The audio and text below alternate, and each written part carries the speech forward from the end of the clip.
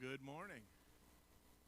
We are glad to see you here on the first Sunday in September as we begin and kick off our September Stuff of Staff. Every September we use this time to allow our various staff individuals to showcase not only their talent and ability to listen to the Lord, but also to help us to see what's going on in their area, so that we as a church know how to better pray and what our monies are going for. And so this is an opportunity for each of those to come and to share with us what the Lord has laid on their heart. As we come today, we come to you seeing shown up here a slide that shows the trip that the young folks just participated in called Serve It Up. And as such, on that particular Saturday, there was an open slot of about 2 or 3 hours, and so they wanted to fill all of their time, and so they asked me if I could contact someone over there that would help them on short notice to be able to come in and to share. And so I contacted the associational director over there. He contacted me back, and we kind of made some calls, and we found this pastor that had a church that was moving from one location to the next, and they just weren't quite in a position that their folks could help them a lot. And so they were really stuck. And here's what he sent after our young folks showed up to help out. Pastor Gary, good morning. As I sit here in our temporary office, I wanted to reach out to you and thank you for the work your mission team did for us last week. They were nothing short of a godsend. They did everything they could and more. They worked hard. They didn't complain. They stepped up even when our own church members didn't. Plus, there were a joy to be around. Truth be told, we aren't out of our building, but by your help. Thank you for coming to Spring Creek Road Baptist Church and blessing us in such a powerful way. And as we begin the journey of building anew, we will keep y'all updated. And if you need another missionary journey, next summer, we just might have a building project for y'all to get involved in. Thanks again. God bless. And it's signed by Carl Herbert, the senior pastor of what was formerly known as the Spring Creek Road Baptist Church. We're so grateful for this team that we have that come and share their hearts with our young folks, and in so doing, helping us to raise the next champions for Christ. And so, without any further ado, we hand it over to that team, Rick and Wantera Tatom. All right. Thank you for doing that, Brother Gary. Wanted him to read that to y'all since it came directly to him. We had a great time doing that. We got there, and it was a building probably triple the size of this one, triple the size of our campus. So you can imagine all the different rooms they had full of stuff. But we were able to help them fill up this whole dumpster. And I wanted Wantera to come up and kind of talk about some things that it took to make that trip happen. But I'm going to move you up here a little bit. Don't get scared. Right. Here's your microphone.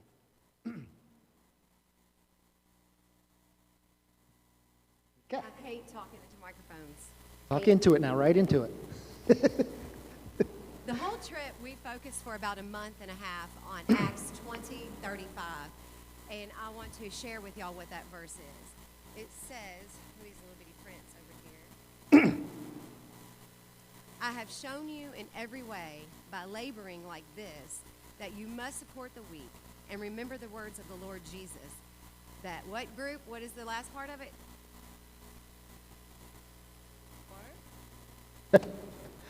They're shy. Where's my group at? Lizzie, thank you. Thank you. It does say that, and by this, it is more blessed to give to and receive. I called for 3 weeks, different places in Chattanooga. I called about 15 different places, and we are getting down to, we're leaving, and we still don't have a service project. So Rick and I were talking, and he was like, well, talk to Brother Gary about it. And Later on, he'll probably tell you that was all my idea. But anyways, we reached out to Brother Gary on Wednesday night because I was like, I don't want this trip to seem misleading because we've all talked about the service project, and I knew God was going to provide, but we haven't got one yet. So, like, come on. And so Brother Gary reached out, and it turned out perfectly fine. When we get there, it was a long trip. I tried to do funny things with the kids to try to, like, embarrass them. It did not work. They loved the embarrassment. They loved the feather wig hat thing that you'll see on one of the kids in here. The Macarena, by the end of the trip, they all had it. Which was not necessarily planned, but it worked out. But when we get there, when we get to the church, y'all, this is the part that I really want to talk about. We get there, I called them on Friday. So day that we are leaving is finally when we are able to get our service project. We get over there. We told them, okay, we're here. We're 15 minutes late running, trying to get 18, 19 people out the house in a matter of an hour and a half span's not that great. And teenagers eat a lot. A lot. So that was interesting to find out. But when we got there, we jumped right in. We were going to be there from 10 o'clock to 1 o'clock. We were done in less than 2 hours. That's how God works. When they were struggling, they're trying to get out of their church. They had to be out of their church by Monday. We showed up with 18 hands. Belle, our youngest helper, she's 4 years old, and she jumped right in and helped. Thought she was a big kid, too. The lady was in tears because of how much effort and the work that the kids did to pull this off, to make this happen. She was literally in tears, moving furniture, doing everything that they did. And y'all, when I tell you it's more blessed to give than to receive, the kids gave up a little less than 2 hours of their time on this service project, and they had memories to last them a lifetime afterwards. They received so many blessings through all this that by the end of Saturday, the day that we did the service project, they forgot that we did a service project. We were asking them, okay, so what did we do today? Oh, we went to the aquarium, we did this, we went to a park, we did this. I'm like, what about the service project? They forgot about it. So that's how God works. God shows up when you need him, when you pray, and when you put your heads together with the awesome leadership team that we have. Thank y'all for entrusting us with your kids because it worked out perfect. So thank y'all so much.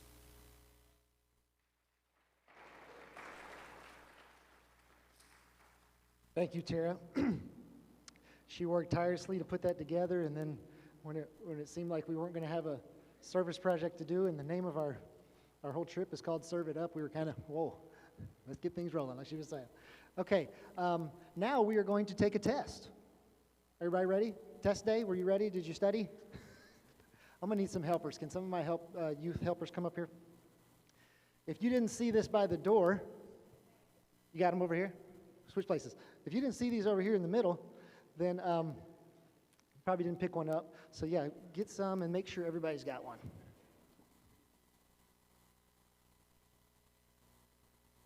Thank you, Marley. Thank you, Allie. Thank you, Duke. You can bring the rest back up to me. But just raise your hand if they get around and they haven't seen you yet, so they can get you one of these. And you might have taken a personality test before. In fact, we did something like this with the disc version of this one time before in this church.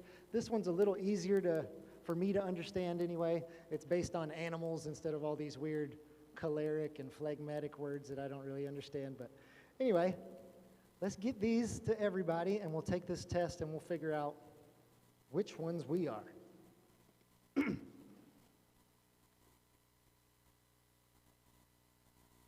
We're going to need some pens too for everybody to make some check marks. We got pens in here, Tara, that we can use, Tony?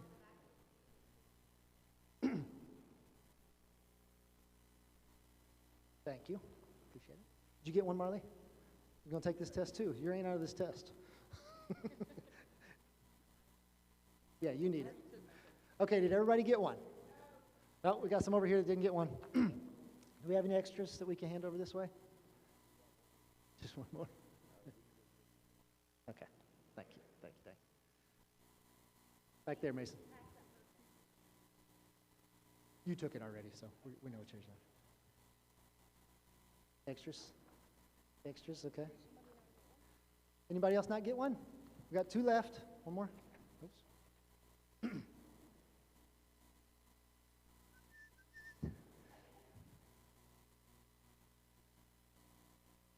Okay.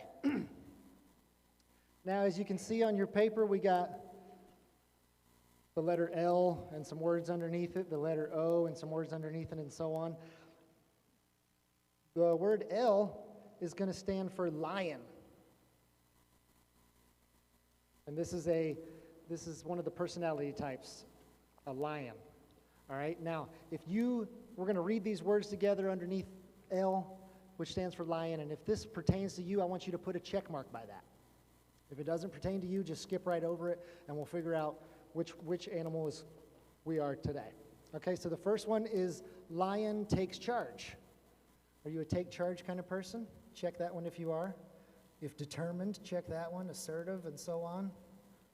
Firm, enterprising, kind of go through that list there and check off the ones that you are. At the very end of each one of these, there is a statement. And for the lion that we're on right now, it's let's do it now. So if that also describes you, put a check mark by that one. I'll give you a second to kind of go over that.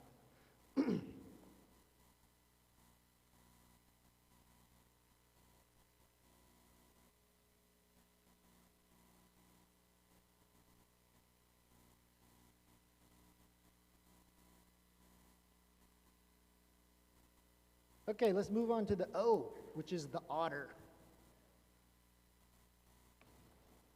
All right, the otter takes risks.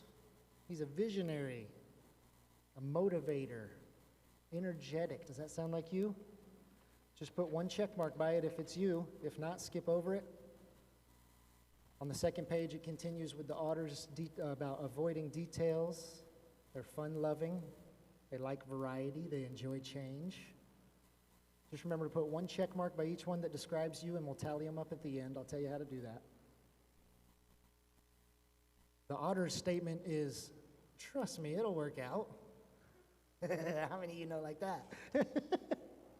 It'll be all right, right, Tim? What a deal.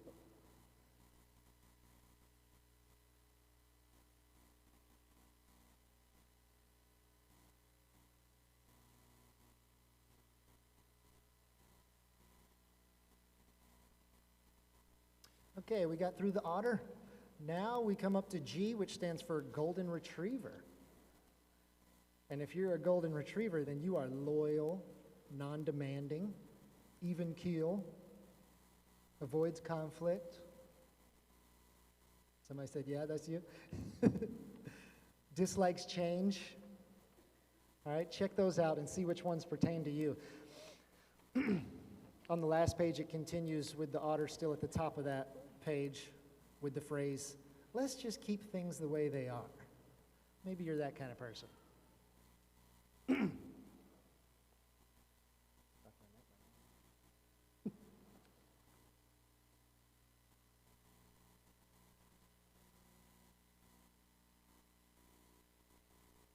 Okay, everybody getting through these pretty good?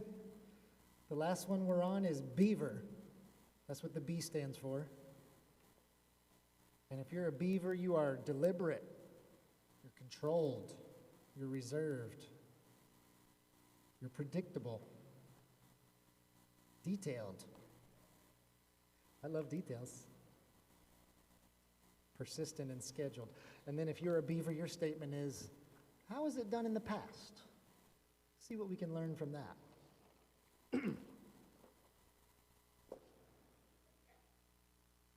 Give you just another second to get all your check marks where you want them, and then I'll tell you how to add everything up.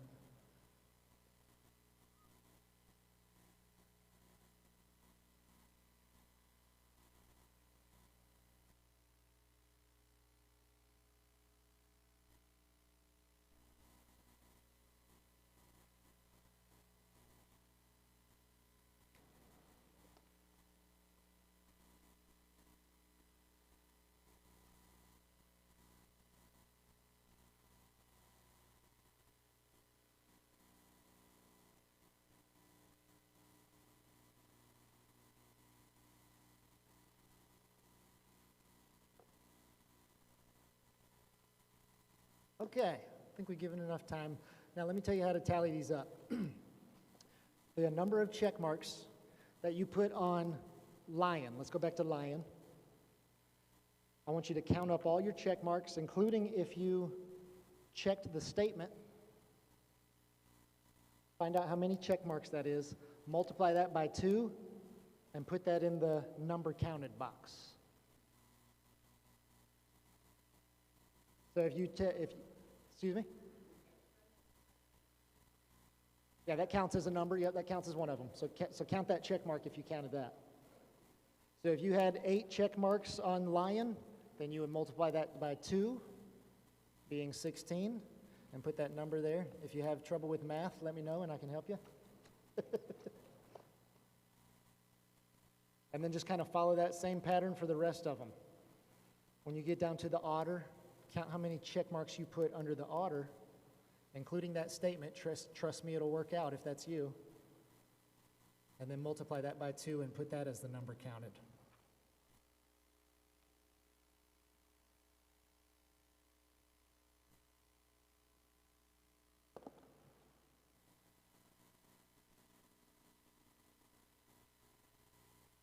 Same thing with golden retriever.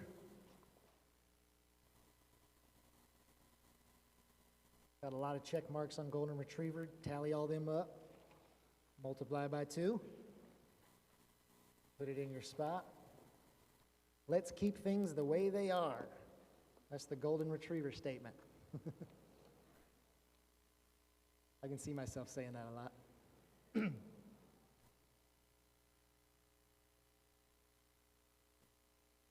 Finally, for the beaver, tally up all your check marks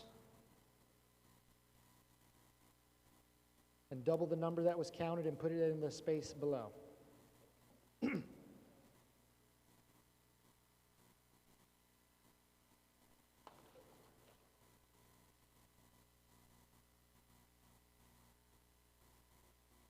Okay, now we're all a blend of all 4 of these, but some of them are just more than others. And maybe you noticed that in the test that we just took. So let me find out. Where are my lions? Who scored the highest on the lion category? Raise your hand. Got 1, 2, yep, there's a bunch of us here. Okay, 4, 5. Josh, you're a lion too? All right, yeah, good. Tony, okay. All right, now I'm going to have Tony come up and kind of talk a little bit about the lions and some of your strengths and maybe some of the weaknesses too. Just kind of fill them in. All right. So, tell me if you're a lion. Tell me if this pertains to you. The lion, their personality strengths. They motivate. They take charge. They like to motivate people. They love taking the lead and generally know which way they want to go. Is that y'all? Is that the lions? Their natural ability and confidence to move toward a goal or objective is a great strength for the lions. I like having an objective. I like having a goal. Even though sometimes I get strayed away, that's the otter in me. I kind of get. I scored almost identical on lion and otter, so I'm kind of half and half. I'm a lotter. They're naturally competitive and often self-starters. They don't mind challenges at work or at home. They often end up as the boss. Anybody in here the boss? I think I am sometimes. Or they're in a position that lets them jump in and be actively involved in directing activity around them. Lions want to do things now. They don't want to wait until later and hate to waste time when they could be getting something else done. This means that they generally want to make decisions quickly. I'm quick to make a decision, and sometimes it's not the best decision, but I'll make it, and I stand on it, though. I stand on what I make. Let's see. They make decisions with or without the facts. I do that a lot. They want to solve a problem now, even if it's 11 o'clock at night. Lions, Victoria can tell you, sometimes she tells me, just go to bed. We can take care of it tomorrow, or we can do it. Just go to bed. Lions, particularly under pressure, can be so decisive that they struggle with slowing down to listen to or seek input from others before making a decision. A little bit about me. I'm the union president at work, and this is me to a T. If somebody brings a problem to me, I want to get on the phone. I want to go to the warden's office. I want to do this. I want to get it solved then, even if I don't know the facts. And sometimes I go up there and it's either already been handled, they're already aware of it, or it's minor. It's more minor than what the person that brought it to me, made it seem to be. They're good under pressure.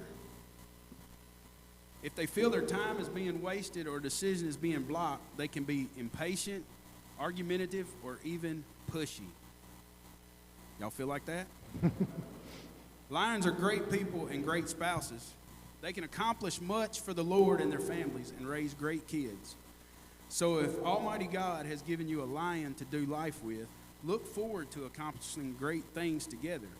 When a lion gains the wisdom to slow down and seek to include others, proactively asking for their input and valuing their questions and insights, he or she will become a great leader as well. A wise lion will take the time to really see the strengths of the people God has placed in his or her life. I kind of struggle with that sometimes.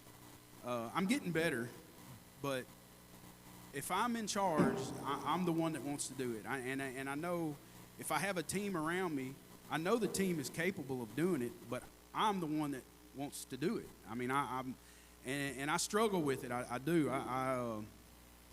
Sometimes I have to let go and let God, like I preached about a few months ago. Sometimes I got to let go and let God, and when he takes over, it's better than when I was in charge. So I'm going to leave y'all with a couple things about it that I learned last weekend. I saw some lions. I'm not going to name them, but I saw some lions. They stepped up, took charge. I saw some otters. I saw some golden retrievers. I didn't see too many beavers, maybe one, but the rest most of the kids were a blend of everything. And I enjoyed it thoroughly, just being with the kids and just having a good time with them, fellowship with them. I like to cook, so I cooked breakfast for them. I just hanging out with them, chilling and playing video games with them. When we went to the church and we started, none of them complained. None of them complained. I heard a few, my back hurts. And I just told them, hey, I'm 46 years old. Everything hurts on me, but I'm doing it. So, and that just, okay, we'll do it. I'm gonna read you a verse, and then I'm gonna turn it back over to Rick.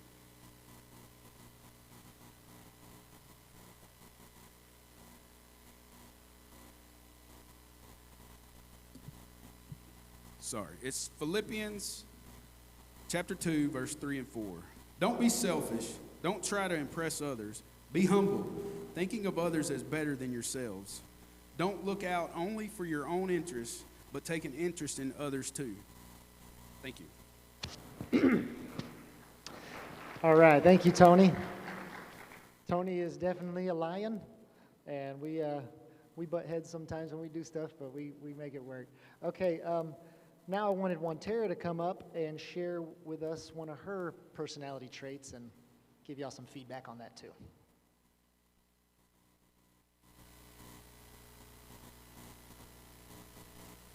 I also scored really high as a lion, but that's not the... Eat the mic. Eat the mic now. He's a beaver. Pays attention to details. I scored really high as a lion, so we have a lot of lions in our leadership team. And when we all have an idea at the same time, a lion is like, no, it's got to be my way. No, my way's the right way. No, let's... So it's kind of, you can butt heads. But I'm not going to talk about the lion. I want to talk about my second strongest quality, which would be a golden retriever, which is also my bestie, which is why we get along so good. Who's all my golden retrievers in here? Got one over there. Right, a bunch of them. That's why we all get along so good, you guys. When you're a golden retriever, you're loyal. I'm pretty loyal. Been married to him for almost 16 years, Friday. I like to avoid conflict at all costs. I don't like contradictions. That's not my cup of tea. When you get into an argument or something with your spouse and they like to analyze things a lot, and I'm like, okay, I'm sorry. I said I'm sorry. Let's move on. Past that. Let's go. Like, I said I'm sorry. I can't turn back the clock and do it different, but I know I'm sorry. We're very nurturing. So I feel like I'm in a great position so I can nurture all these teenagers because they need some nurturing. I value deep don't look at me like that. I value deep relationships. I care about everybody. I've never met a stranger. If someone's hurting, I want to go to that person. I want to fix it. Like I got to fix it kind of thing. And if I can't fix it, then it's like, what do I do now? Like, how do I go about fixing it? I'm sympathetic. Most golden retrievers are very sympathetic. We like to talk, but we're also very good listeners. We're considerate, good-natured. You see these little golden retrievers, the big old puppy dog eyes, and they're just like, aw. We're strong team players. Shoot an idea out there. Let's run with it. How do we make this happen? What's our next step? And I'm always looking for ways to serve, whether it's inside my church, whether it's to my family, whether it's to I just want to be able to serve. We're sensitive, we're compassionate, and we want to go deeper. We want to dive deeper into relationships. We want to be able to know that person on a personal level instead of just a surface level. And what I mean by that is like surface level is more what you do with acquaintances. Hey, how you doing? How's your day? Good. Great. See you later. But you want the deeper relationships. No, how was your day? When you're a golden retriever and you're married to a beaver, you can walk in all the time. Hey, how was your day? It was good. You're going about the hustle and bustle of life. But when Rick comes in, hey, how you doing? Good. Great. No. He'll take me, how are you doing? And that gives me an opportunity to open up to him and talk more in a deeper sense than just the passing by. Like, we're not acquaintances. We're teammates. We're soft on people. And a lot of times we're soft on problems. And what I mean by that is, like I said earlier, like, well, I'm sorry. Let's move on.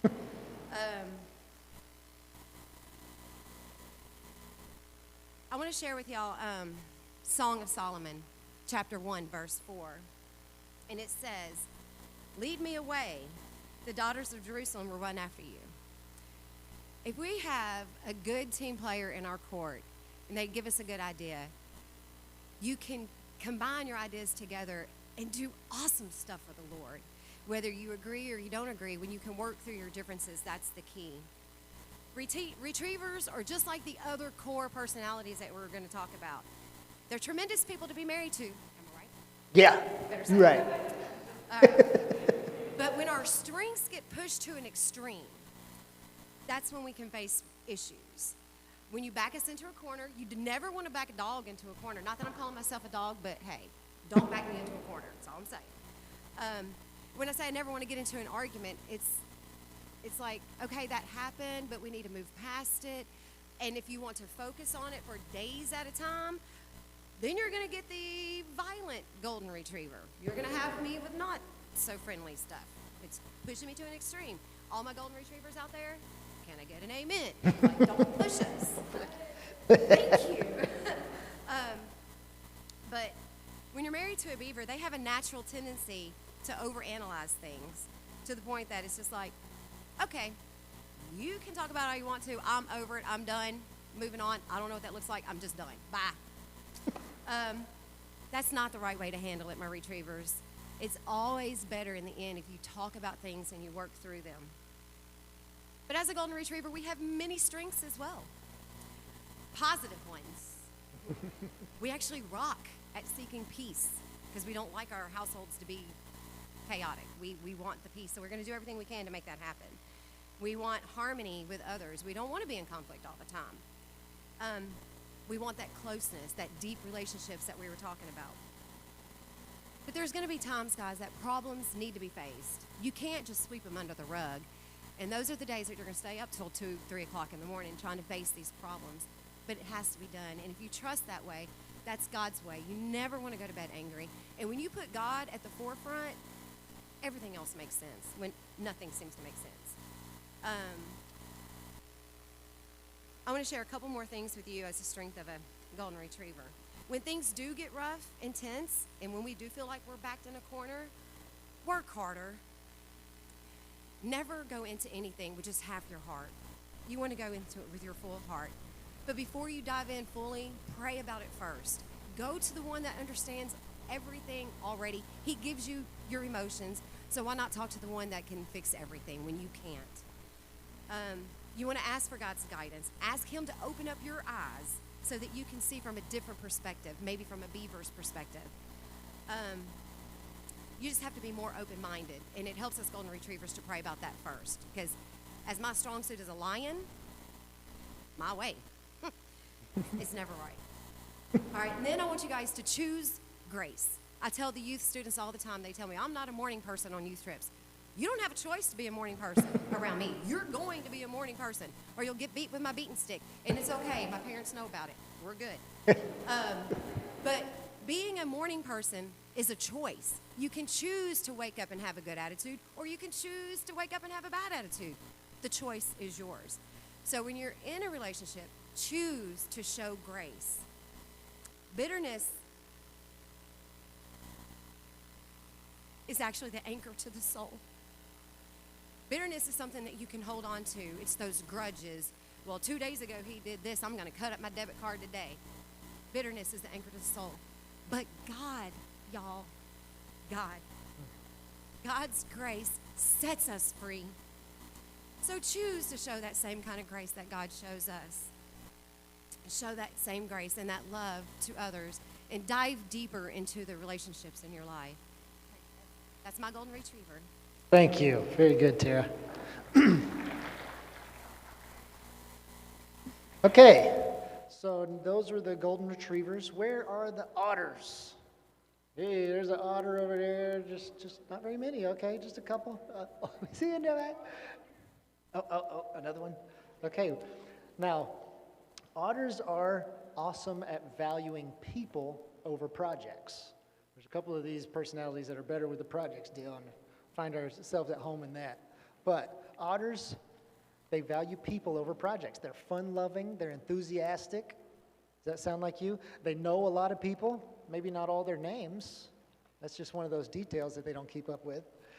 But, all right, so let's talk about in a marriage situation. There's a lot of marriages represented here in this room. What if a lion is married to an otter? Okay? Lots of words, lots of energy being shared between each other. But Proverbs 10:19, if you know that verse, it says, when words are many, transgressions are not lacking. Okay, so we got to be careful not to talk too much, not to talk over each other in that situation, not to hit each other with those zingers that we think are so witty. I can come up with some good witty ones, you know. It's time to just tone it down a little bit on that. What about if you're a golden retriever married to an otter? They both share that idea of people over projects. They're very good, both of them are very good at relationships, but when do you ever get anything done? You need like a good person who's good with detail orientation. No long-term planning happens in that relationship. If they're not careful, it can seem like, how many credit cards can we get together here? Okay, so you got to be careful with that. All right, so what if you're a beaver married to an otter? Otters, you need to slow down and realize there is some importance in details. Tony and Tara both are lion-otter mixes, so it's hard for me to get them, all right, let's focus on these details. Now, I love going to these trips with y'all, but do we have all the details planned out? And before we even went on this trip, the most recent one, they're like, yeah, man, you got your own bed and your own room? And I get there, and there ain't neither one of those things, so it affected my beaver personality pretty harshly. Okay, I tried to maintain, but anyways, it's stuff like that where you can really help each other with some details. Okay, also for the beaver though, you got to realize to put in some spontaneity in there. We'll talk about the beaver last, but a lot of times they get so close-minded in their projects that they leave no room for fun stuff that the otter wants to put in there. So recognizing that God has placed us together, if you're in any one of those marriages, but we're not all eyes, we're not all ears. Our Creator knew what he was doing when he put us together, okay? Check out this verse in 1 Corinthians 12:18. It says that God arranges the members in the body, each one of them as he chose. And arranged here is a jeweler's term. It's God saying he placed us on purpose like a jeweler puts stones into a ring. Not somebody that's going to help us hurt us and drag us down, but somebody that's going to complete us and help us to get those things that we need done. All right, so where is the beavers? I'm a beaver. Anybody a beaver like me? I see one. Lizzie, you're the only beaver?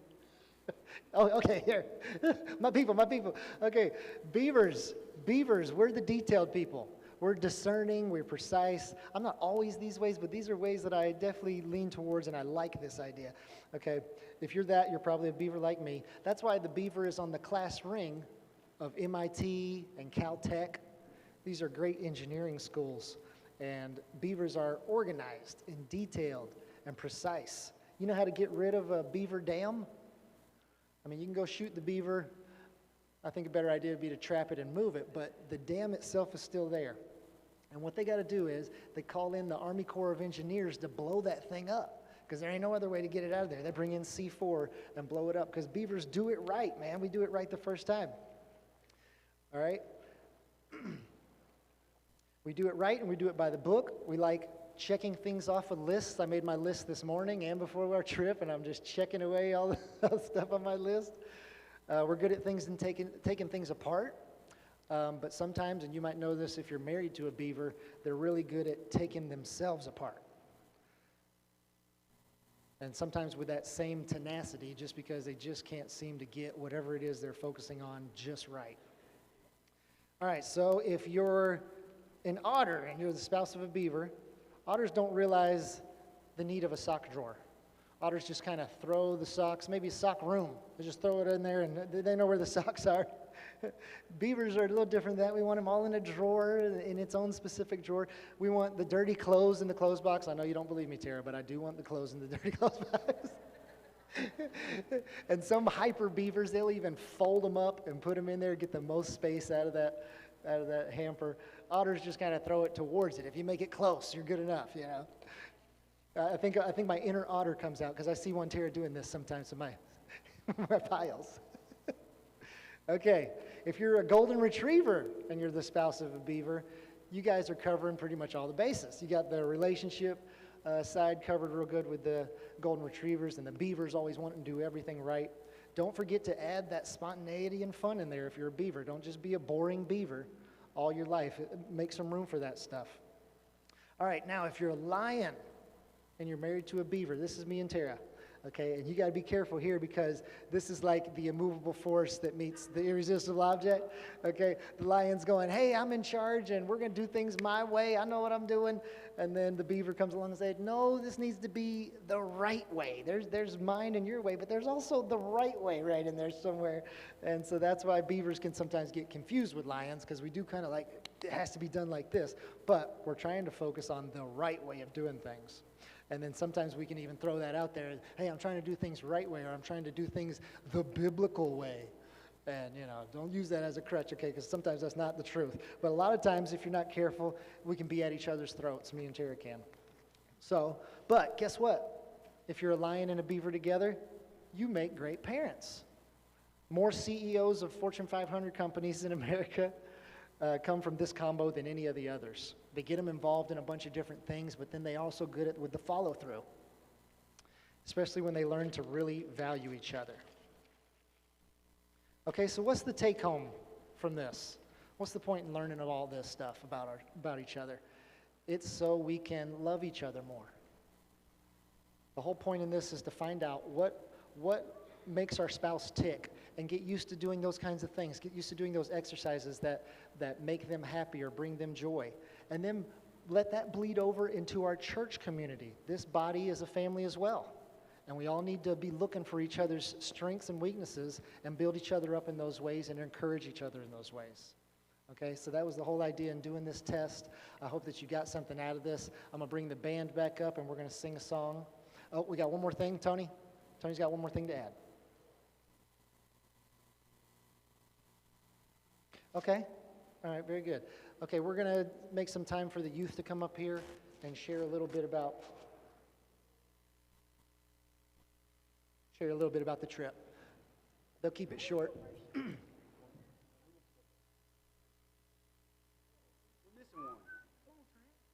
Come on up here, Trenton.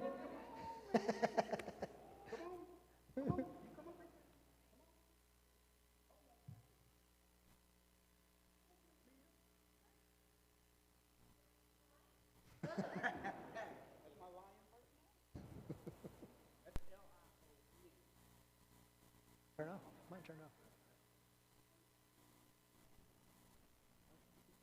They don't want to hear y'all. Okay, you turned it off. Now it's on. Okay, it's on. It's on. on. Mason? I would like to thank y'all for letting us go on this trip. And then probably one of my favorite parts is me and Duke playing video games in the middle of the night, and then Max getting mad we didn't invite him. And then helping the other church move and stuff. That was pretty fun. Going to the aquarium, got some funny pictures. I got a picture of Miss Terry. She was goofy. I would just like to thank y'all for letting us go. Yeah.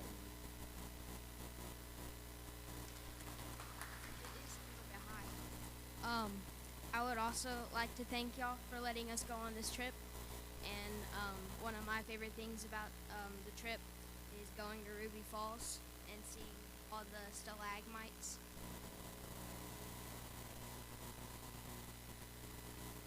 Again, thank you for letting us go on this trip.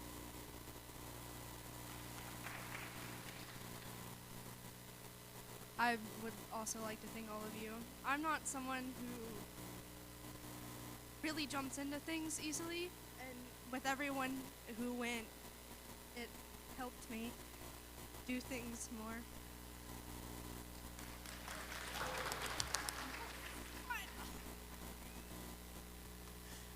I would also like to thank my mom and my dad and everybody else who helped. My name is Allie, and I enjoyed leaving. My favorite part was helping move stuff around and helping the church people.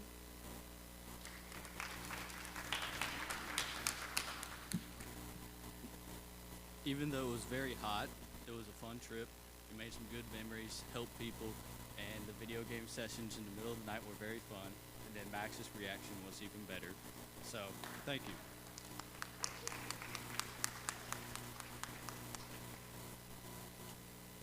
Hi.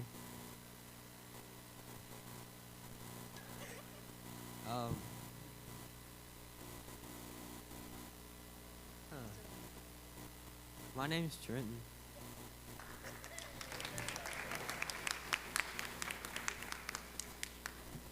All right, I'm Maxwell. I don't know if y'all know, but we had to sleep on bean bags while we were there. They were like this big. So we stacked them up real high. My favorite memory, I'm a 32-year-old man, all right? I got to run through a room, jump, and flip into bean bags repeatedly. I mean, that was awesome. Thank y'all. Thank you.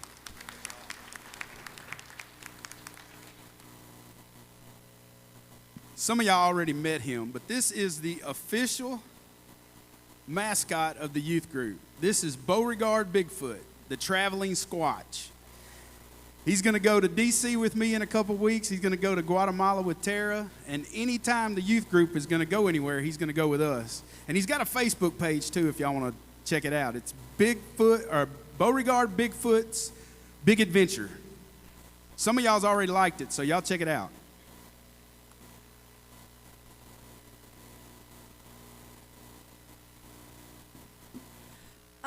For me, this was a little bit, I don't want to say weird, but like I don't have an opportunity to work with the youth a lot because I work on Wednesday nights. So Max was like, "Oh, I'm going on the trip." So I was like, "Okay, well, it seems like a good opportunity for our girls to come along and experience." And then I was like, "Well, maybe I just kind of felt like I should go along."